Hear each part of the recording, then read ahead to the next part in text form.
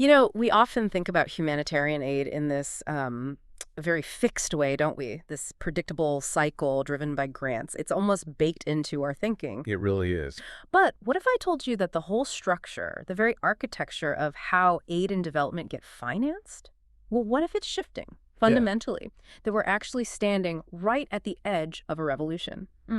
You are listening to Quantum Humanitarian.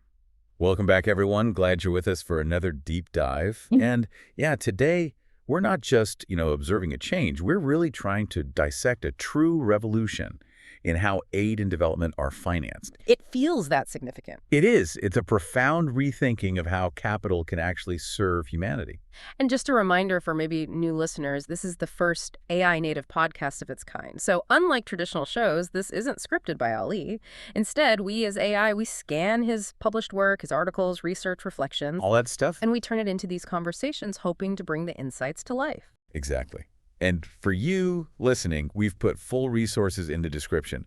We really hope you'll keep exploring, read more, search more, talk to others. This topic really demands that kind of engagement. So, okay, finance and humanitarianism, bringing those two together. Yeah. For a lot of people, I think, it still feels a bit like trying to mix oil and water, right? Yeah. Money talks, as they say, but sometimes maybe it just muddies the water. That's a fair point. Yeah. And data doesn't lie, but it's figuring out which data truly matters. Right. And how it genuinely aligns with human dignity and measurable impact. That's the tricky part. It definitely pushes against some deeply ingrained traditional ways of thinking in our sector. Okay, let's maybe unpack that traditional model first. Right. So for decades, the humanitarian and development world has, it's relied on this very familiar cycle, almost ritualistic, you could say. Identify a need. Write a proposal, secure a grant, implement the project, usually under pretty tight restrictions. And then repeat. It's been the bedrock. But look, that model just isn't holding the line anymore. We've seen really significant cuts from institutional donors, humanitarian budgets shrinking, and this almost relentless push towards value for money narratives. You see major international NGOs restructuring, cutting teams. Yeah, consolidating. And in some cases actually exiting countries they used to see as key priorities. Wow. The traditional model, as we know it, is under immense strain.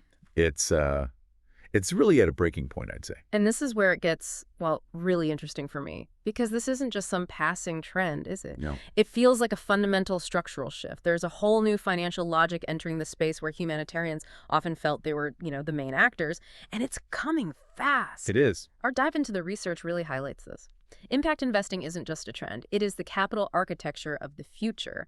Think of it more like solidarity backed by capital, offering a more robust way to sustain progress where charity alone, which is vital in emergencies, obviously just hits its limits for long-term change. And let's be really clear here. This isn't about replacing grants. No, absolutely not. Grants will always save lives in emergencies. When you're dealing with a sudden earthquake or providing immediate protection in a war zone, charity and grants are essential. They're fast, they're direct. Right. But when it comes to rebuilding lives, sustaining communities, fostering that long-term resilience, that's where solidarity backed by capital, it just has a much longer reach. It's about adding more tools to the humanitarian toolbox, not throwing out the ones that save lives right now. Okay, so if it's not traditional aid, not just charity, what is impact investing really? Let's define it. Good idea. Imagine capital money being put into businesses or organizations or funds, but with the explicit intention right from the start to create positive, measurable social and environmental outcomes alongside getting a financial return. So it's not pure philanthropy, it's not traditional handouts, and it's definitely not about profit at any cost. Right. Maybe an analogy helps. Think about a community needing clean water. Instead of just donating a well and, hoping it lasts. Which it often doesn't. Right. An investor puts money into a local social enterprise. This enterprise installs and maintains, say, advanced water purification systems. The community pays a small, affordable fee for the clean water. Okay, so it generates revenue. Exactly. That covers the enterprise's costs and maybe generates a modest profit. So the community gets reliable, safe water, maybe the environment benefits too, and the investor gets their initial money back, perhaps even with a small return they can then reinvest elsewhere. Hmm. That's the idea of impact investing, Yeah. a win-win model where lasting change is actually built to last, not just funded for a short grant cycle. And what's really crucial here, I think, are the four key principles that consistently define genuine impact investing. They really set it apart from related ideas like SRI, socially responsible investing, or ESG criteria. Okay, what are they? First, intentionality. This isn't accidental impact. The intention to create social or environmental benefit has to be clear, deliberate, right from the beginning. It's baked into the investment's DNA. Got it. Intentional. Second, measurable impact. This needs data, not just good stories or assumptions. Outcomes have to be tracked rigorously, often using established frameworks like IRS Plus or aligning with the SDGs. It's about proving change, not just proposing it. Proof, not just promises, makes sense. Third, financial return. Look, this isn't charity. Investors expect some return on their capital. Now, sometimes it might be lower, a concessionary return, especially for deeper impact in really tough places. But increasingly, we're seeing market competitive rates too. Okay, so return is expected. And fourth, Accountability. Investors demand proof, not just good intentions. This means strong governance, transparent reporting, and this is key metrics that are actually informed by the community itself. community input. Exactly. And this is Yeah. what really separates it. ESG often looks at companies mainly for risk management or how environmental factors affect financial performance. SRI often uses negative screening, avoiding bad industries. Right, like tobacco or weapons. Precisely. But impact investing requires that proactive intentionality and those measurable outcomes.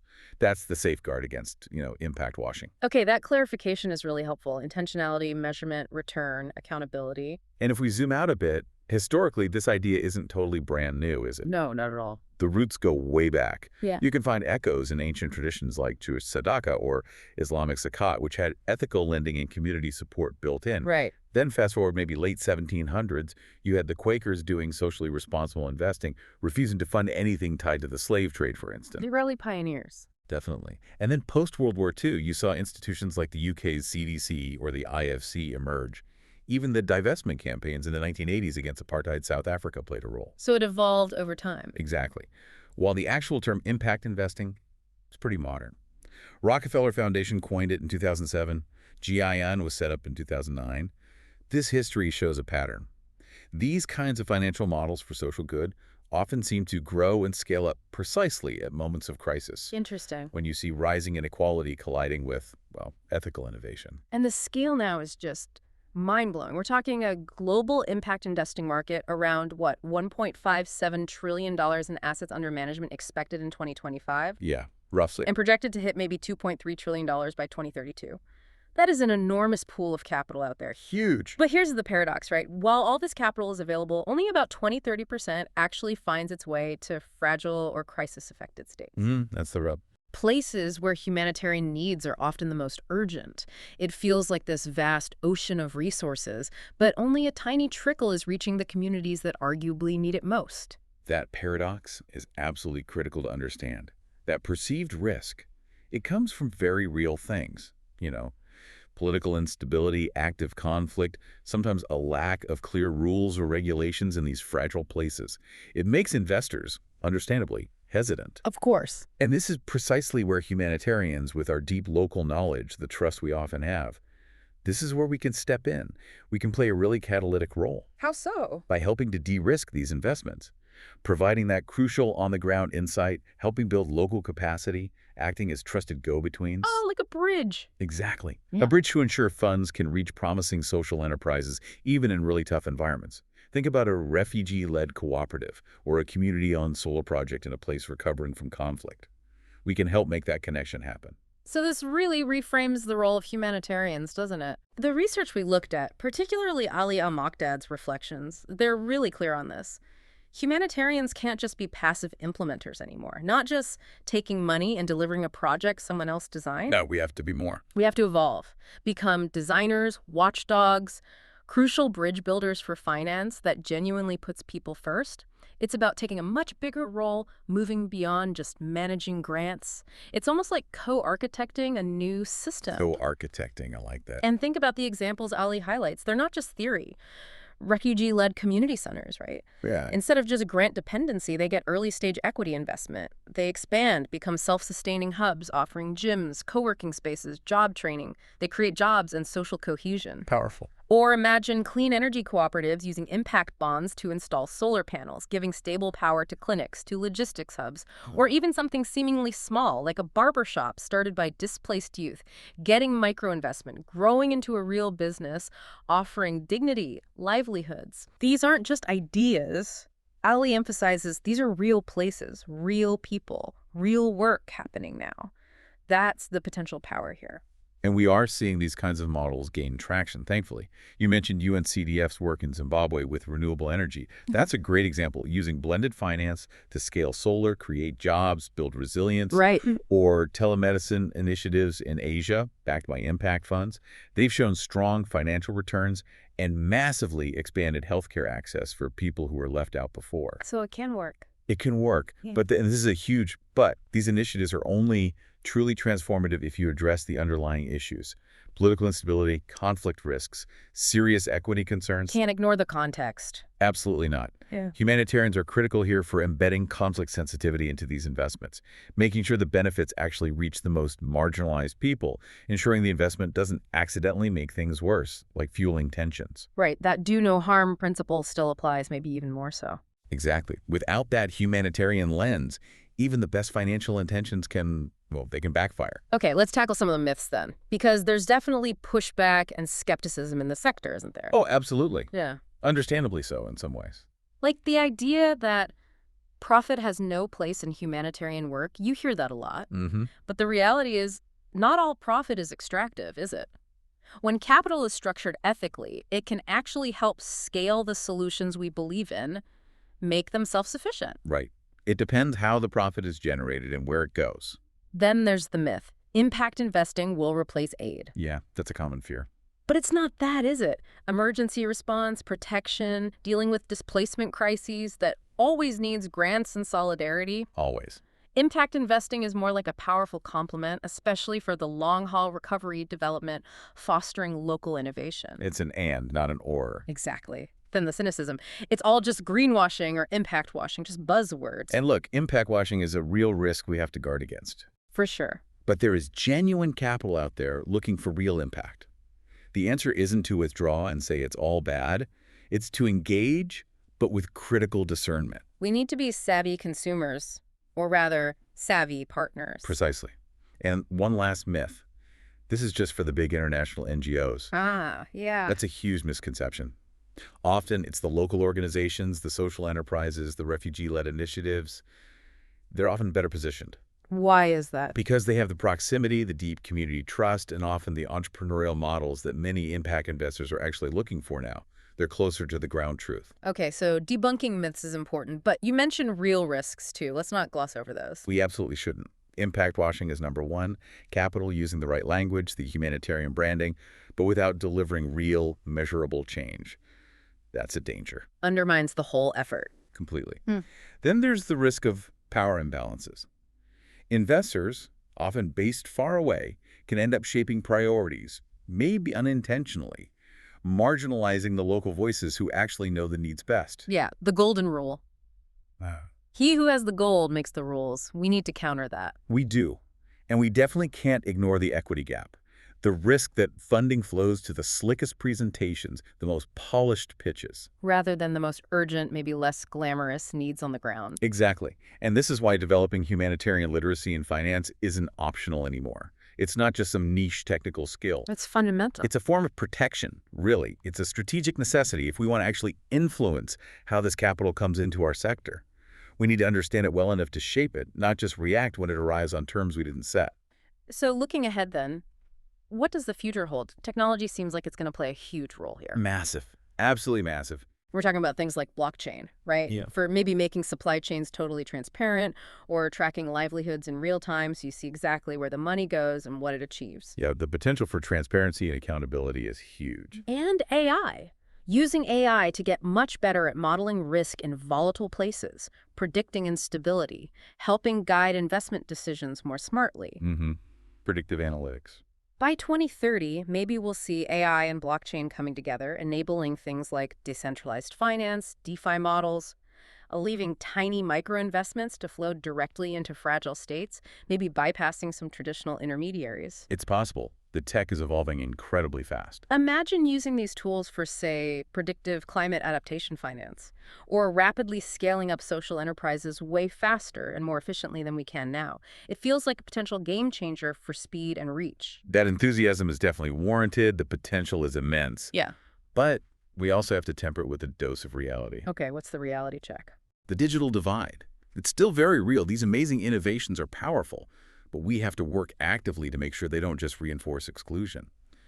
What about communities with low connectivity or people without digital literacy? Good point. Tech solutions can't widen the gap. Exactly. And we also need to watch the regulatory landscape. Things like the EU Sustainable Finance Disclosure Regulation, new SEC rules in the U.S. They're trying to curb impact washing and force transparency, which is good. Sounds positive. It is. But the flip side is they can create really significant compliance hurdles, especially for smaller local organizations. So we need advocacy, maybe coalitions, to make sure these rules promote inclusivity, not just create more barriers for the actors closest to the impact. Okay, so bringing this all together, what's the path forward? How do humanitarians actually step into this? Move from being bystanders to, as you said, co-architects? Well, the roadmap Ali Al Mokdad lays out feels pretty clear, almost like a manifesto. Yeah. What are the key steps? First, it's about mastering a new language, the financial grammar. Because if we don't speak capital, capital will speak for us, right? And often not in our favor. So learn the lingo. Go beyond just grant proposals. Exactly. Understand blended finance, equity, risk from an investor's viewpoint. Yeah. It's becoming a core competency, just like program design. Okay, step one, learn the grammar. What's next? Second, actively building alliances. We have to partner up with ethical investors, with social finance platforms, community enterprises, crucially, local governments. It takes a village, basically. It really does. To co-create models that prioritize real, measurable impact, not just looking good on paper. Build relationships, not just transactions. It can't be a solo effort. Right. Alliances, third. Third, we have to fund the future differently. Realize that not every problem needs a grant. Some ideas might thrive with a loan, others need equity, maybe some need complex blended finance. Choosing the right tool for the job. Precisely. The task isn't picking sides between grants and investment or sticking to old habits. It's picking the right financial tool for the specific mission and doing it with both integrity and strategic thinking. Makes sense. And the final step. Finally, it demands we engage outside the sector. We need to break out of our humanitarian bubble sometimes. There's so much to learn from companies, private investors, leaders in the for-profit world who are also grappling with what value and impact really mean. Learn from others. Okay, financial grammar, alliances, fund indifferently, engage outside. Yeah. And look, at the end of the day, this isn't about turning humanitarians into Wall Street bankers. No. It's about ensuring that capital follows community priorities, that it serves the people, not the other way around. It's about making sure we have a seat at the table where these crucial decisions about funding our collective future are being made and ensuring human dignity stays right at the heart of it all. Okay, let's take a moment here. If you're listening, maybe just close your eyes for a second. Really try to imagine. What does a truly resilient, self-sustaining community look like? One that's built not just on temporary aid parcels, but on shared investment, on deep local ingenuity. See the clean water flowing, perhaps, the local businesses thriving, see people empowered, leading their own futures. Now maybe open your eyes and think. What would it take for you personally or for your organization to start speaking that new language of investment, to help bridge that gap between need and capital? What stands out to you right now as the single most critical first step you could take? Something to reflect on. This has been Quantum Humanitarian, an AI-native podcast shaped by analyzing, understanding, and reflecting on published work and lived experience, particularly on this really critical shift towards impact investing. You'll find all the links and resources we mentioned in the description, and we really hope you keep engaging with these ideas, keep questioning, keep imagining with us. The future of humanitarian action, well, it truly demands it. And next time, we promise, we'll take this conversation even further. We won't spoil the topic just yet, but trust us, we think you'll love it.